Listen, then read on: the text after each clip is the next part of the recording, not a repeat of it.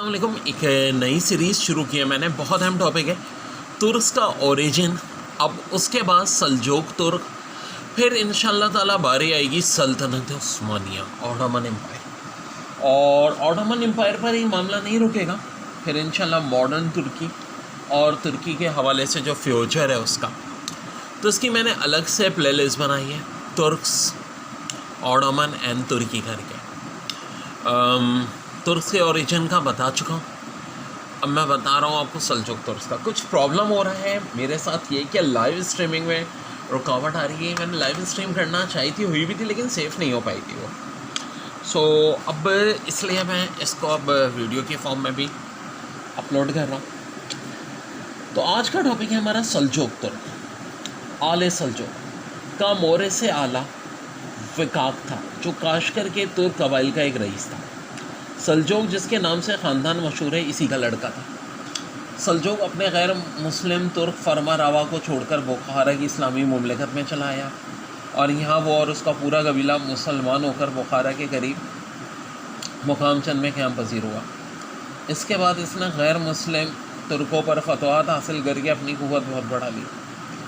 سلجوق نے اپنی وفات کے وقت 3 لڑکے چھوڑے، ارسلان، میکائل اور موسیٰ. دولت سلجوقیہ کے وارث میکائل کے 3 لڑکے ہوئے، پیکو، تغرل بیگ، چگڑو بیگ. لیکن سلطان کی فرما روائی تغرل بیگ کو ملی، جس نے اپنے زور و قوت کا سکہ گرد و پیش کے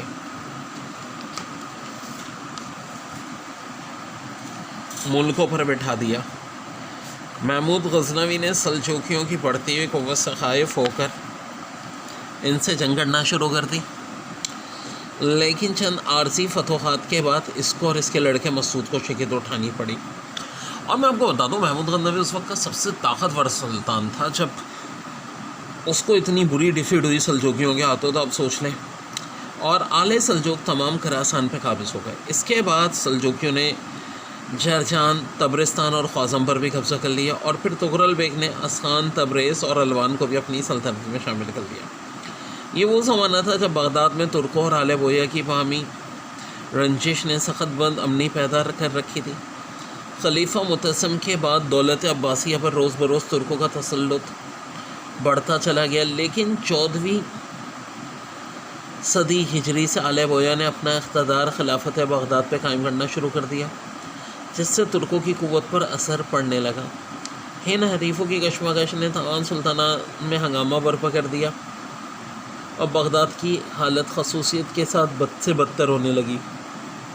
مجبور ہو کر ترک سرداروں نیز خلیفہ قائم بمر اللہ نے تغرل بیگ کے فتنے کو فرد کرنے کے لیے طلب کیا.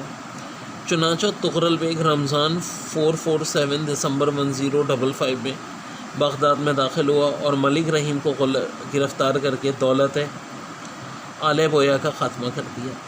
اب بغداد میں آل سلجوق کا اثر ہو گیا تھا. خلیفہ نے سلطان شرق و مغرب کے خطاب سے تغرل بیگ کی عزت افزائی کی. اس کے بعد تغرل بیگ نے عراق، موصل اور دیار بغر کو اپنی سلطنت میں شامل کر لیا. پھر تغرل بیگ کے بیٹے ارب ارسلان. یہ تو پیک ٹائم تھا سلجوقیوں کا کہ دور حکومت میں ایشیائے کوچک اور شام بھی فتح ہو گئے. اور جو سب سے امپورٹنٹ وار تھی جناب، بیٹل آف مینسیکٹ 1071 میں. دیکھیں، جو ایسٹرن رومن امپائر تھی، جس کو باسنطینن امپائر کہتے تھے، اس کا جو بادشاہ تھا کیسر کہلاتا تھا. کیسر روم ارب ارسلان کے مقابلے پر 2 لاکھ کا لشکر لے کر آیا. ارب ارسلان کی فوج صرف 15,000 تھی. ارب ارسلان کے ایک سپاہی نے کہا کہ بہت بڑا لشکر ہماری طرف آ رہا ہے. ارب ارسلان نے کہا ہم بھی تو ان کی طرف جا رہے ہیں. اور اس 2 لاکھ کے لشکر کو ارب ارسلان کے ہاتھوں عبرتناک شکست ہوئی. جب رومن شہنشاہ ارب ارسلان کے ہاتھوں گرفتار ہو گیا تو بڑا ڈرا ہوا تھا. ارب ارسلان نے کہا تم کیا کرتے ہو؟ اس نے کہا مارتا تو میں قید کر لیتا. ارب ارسلان نے کہا لیکن میں تمہیں رہا کر رہا ہوں، اور اس سے بڑی سزا کوئی نہیں ہوگی. تم ساری زندگی شرمندہ رہو گے کہ اتنی عبرتناک شکست ہوئی، اور میں تمہیں زندہ بھی چھوڑ رہا ہوں. خیر، ارب ارسلان بڑے اعلیٰ ظرف کا مالک تھا. بعد میں ارب ارسلان کے بعد ملک شاہ نے سن 445 ہجری 1092 میں عدن اور یمن پر بھی قبضہ کر لیا. اس طرح سے 5ویں صدی سے 7ویں صدی ہجری تک خلیفہ بغداد کے ایشیا مغدوبات کا بیشتر علاقہ آل سلجوق کے پاس آیا، اور آہستہ آہستہ سلجوکیوں کی سلطنت بہت سارے علاقوں میں پھیل گئی. اور جو دیکھو ترکی ہے نا، بتاتا ہوں، موجودہ ترکی اناتولیا کا علاقہ کہلاتا ہے. وہاں کسی زمانے میں ہیٹی امپائر بھی تھی، اور اس پورے موجودہ ترکی کے علاقے کو سوائے قسطنطنیہ کے جو کہ آج استنبول کہلاتا ہے پر بھی سلجوکیوں کی حکومت آ گئی. اور جو ایسٹرن رومن امپائر تھی وہ تو بہت ہی کمزور ہوتی چلی گئی. بہت سارے بڑے عظیم سلجوکی سلطان گزرے اور ان کا دور حکومت بڑا پاورفل تھا.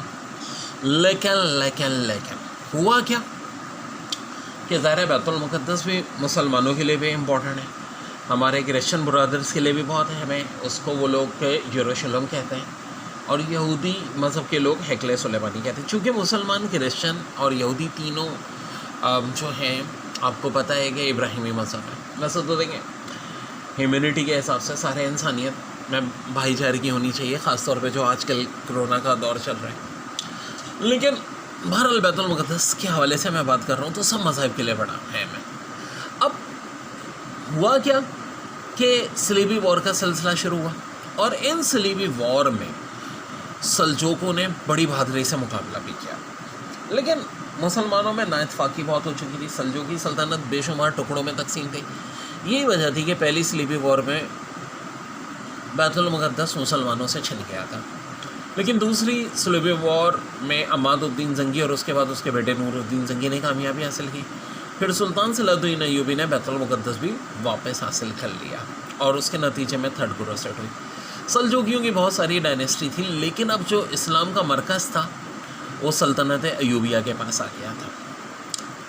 لیکن سلطنت ایوبیہ کے بعد جنہوں نے عالم اسلام کا کہہ رہے ہیں کہ جھنڈا اونچا رکھا وہ بھی ترکی تھے، لیکن وہ سلجوکی نہیں بلکہ مملوک ترک تھے. مملوک وہ تھے جو کہ غلام تھے، ان کو مملوک کہا جاتا تھا.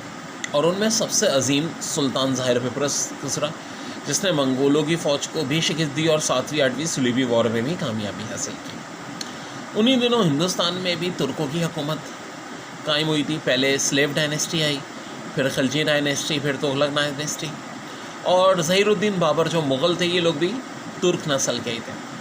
امیر تیمور کا بھی ظہور ہوا. تو بہت ساری ترک ڈائنیسٹیز رہیں، اور سلجوکی ڈائنیسٹی کا خاتمہ بھی ایک طرح سے ترکوں کے ہاتھوں ہوا تھا، یعنی تاتاریوں کے ہاتھوں. سن 641 ہجری یا 1243 میں سلجوکی سلطنت تقریباً ختم ہو گئی تھی، اور صرف 1-2 علاقوں میں سلجوکی سلطنت بچی. لیکن سلجوکی سلطنت تو ختم ہو رہی تھی، مگر اس سے بھی کہیں زیادہ عظیم الشان سلطنت قائم ہونے والی تھی، سلطنت عثمانیہ. اور جناب اوٹومن امپائر، جو کہ شروع ہوتی ہے 699 میں اور چلتی رہی 1923 تک تو پوری پاورفل رہی تھی. 1924 تک بھی کسی نہ کسی طرح خلافت ضرور چلی. اب انشاءاللہ تعالیٰ نیکسٹ چیپٹر میں آپ کو بتاؤں گا التغرل، سلطنت عثمانی اوٹومن امپائر کے فاؤنڈر عثمان کے فادر کے حوالے سے.